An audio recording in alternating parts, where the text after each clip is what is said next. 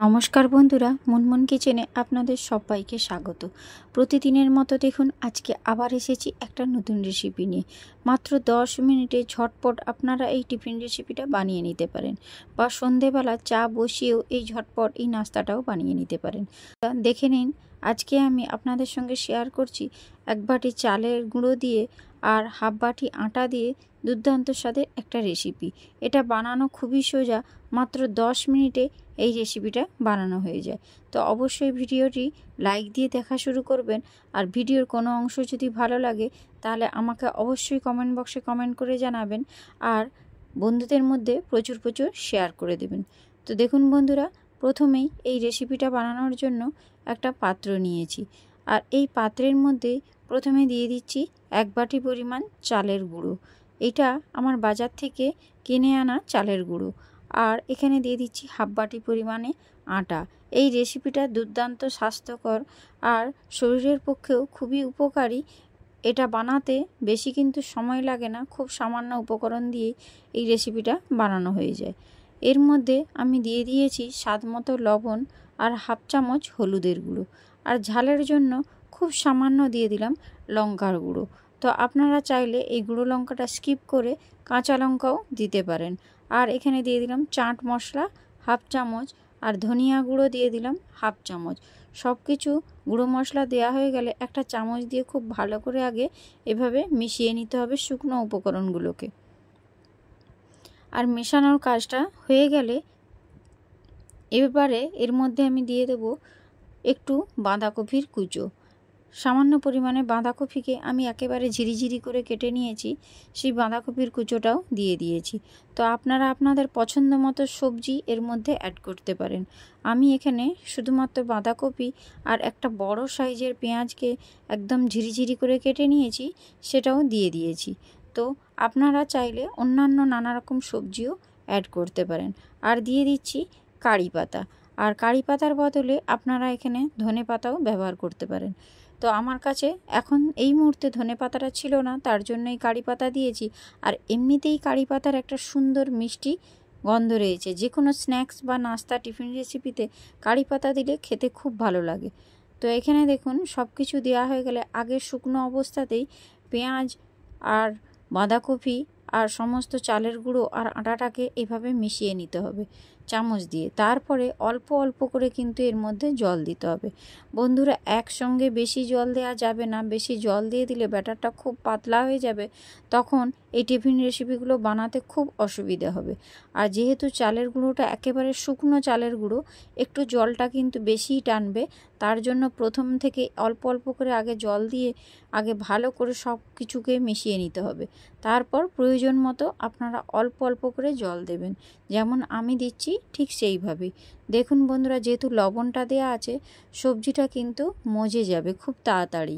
বাঁধাকপি আর পেঁয়াজটাও কিন্তু মজে গেলে জলটা আরেকটু কিন্তু বেশি মনে হতে পারে, তার জন্যই প্রথম থেকে কম কম করে জল দেওয়ার চেষ্টা করবেন। আর অল্প অল্প করে জল দিয়ে প্রথমে ব্যাটারটাকে এইভাবে রেখে নিয়েছি, আর এখন মনে হলো আরও একটু জল এর মধ্যে অ্যাড করতে হবে। তার জন্য আমি প্রয়োজন মতোই অল্প অল্প করে জল দিচ্ছি। আর ব্যাটারটা খুব বেশি পাতলা হবে না, একদম থকথকে একটা ব্যাটার তৈরি করে নিতে হবে। এই পর্যায়ে দেখুন ব্যাটারটা মোটামুটি কিন্তু তৈরি হয়ে এসেছে, তবুও আমার এখানে আরেকটু জল লাগবে বলে মনে হলো, তার জন্য আরেকটু অল্প আমি জল দিলাম। তো জলটা দেওয়ার পর এবারে আবারও ভালো করে চামচ দিয়ে মিশিয়ে নিচ্ছি। আর এখন দেখুন প্রথমে যে পরিমাণ পেঁয়াজ আর বাঁধাকপিটা ছিল, এখন অনেকটা পরিমাণ মজে গিয়েছে।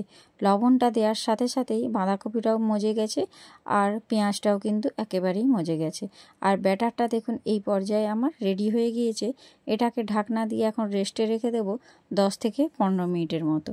আর 10 থেকে 15 মিনিট রেস্টে রাখতে রাখতে আমি এখানে কড়াইয়ের মধ্যে যথেষ্ট পরিমাণে রিফাইন অয়েল দিয়ে দিয়েছি। তেলটা খুব ভালো করে গরম হয়ে গিয়েছে, আর এটা ব্যাটারটাও আমার সুন্দর কিন্তু রেস্টে রাখা হয়ে গিয়েছে।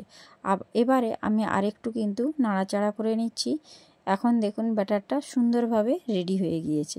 এবারে কড়াইয়ের তেলটা দেখুন খুব সুন্দর গরম হয়ে গেলে এখানে আমি চামচে করে 1 চামচ করে ব্যাটার তুলে নিয়ে ওই গরম তেলের মধ্যে দিয়ে দিচ্ছি।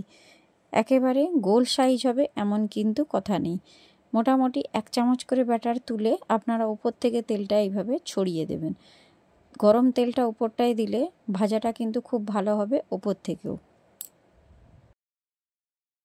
আর উপর থেকে এইভাবে গরম তেলটা ছিটিয়ে দিতে হবে। তো রেসিপি যদি ভালো লাগে অবশ্যই কমেন্ট করবেন আর বন্ধুদের মধ্যে শেয়ার করে দিবেন। দেখুন বন্ধুরা, একটা সাইড যখন খুব ভালো করে ভাজা হয়ে গিয়েছে তখন অপর সাইডটা উল্টে দিলাম।